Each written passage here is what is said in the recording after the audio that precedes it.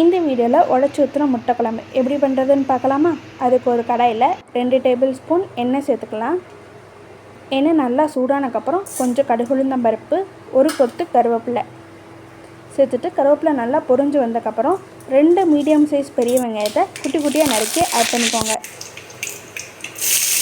வெங்காயம் ஓரளவுக்கு வதங்கி வந்ததுக்கப்புறம் 1 டேபிள் ஸ்பூன் இஞ்சி பூண்டு விழுது சேர்த்து பச்சை வாசனை போகிற வரைக்கும் நல்லா வதக்கி எடுத்துக்கோங்க.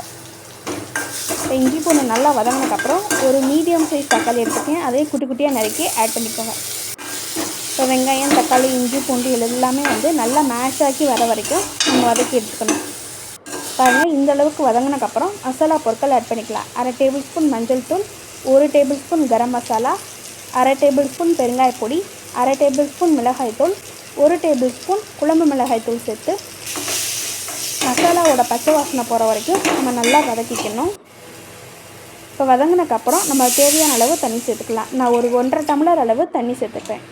இப்போ இது கட்டி எதுவும் இல்லாமல் நல்லா கிளறி எடுத்துக்கணும். கிளறினதுக்கப்புறம் இந்த குழம்புக்கு தேவையான அளவு உப்பு சேர்த்துக்கலாம். இப்போ குழம்பு நல்லா கொதித்து வந்ததுக்கப்புறம் நம்ம உடச்சி வச்சுருக்கிற முட்டையை உள்ளே சேர்த்துக்கலாம். நான் 3 முட்டை சேர்த்துக்கிறேன். முட்டை சேர்த்ததுக்கப்புறம் குழம்பு ரொம்ப கிளறக்கூடாது.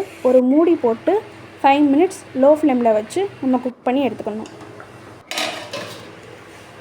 பாருங்கள், எண்ணெய் நல்லா பிரிஞ்சு முட்டை நல்லா வெந்து வந்திருக்கு. நம்மளோட முட்டை குழம்பு ரெடி ஆகிடுச்சு. நீங்களும் வீட்டில் ட்ரை பண்ணி பார்த்துட்டு எப்படி இருந்துச்சுன்னு கமெண்ட் பண்ணுங்கள். இந்த வீடியோ பிடிச்சிருச்சுன்னா லைக் பண்ணுங்கள், ஷேர் பண்ணுங்கள். எங்கள் யூடியூப் சேனலுக்கு சப்ஸ்கிரைப் பண்ணுங்கள். எப்படி இருந்துச்சுன்னு ட்ரை பண்ணி பார்த்துட்டு கமெண்ட் பண்ணுங்கள். தேங்க்யூ.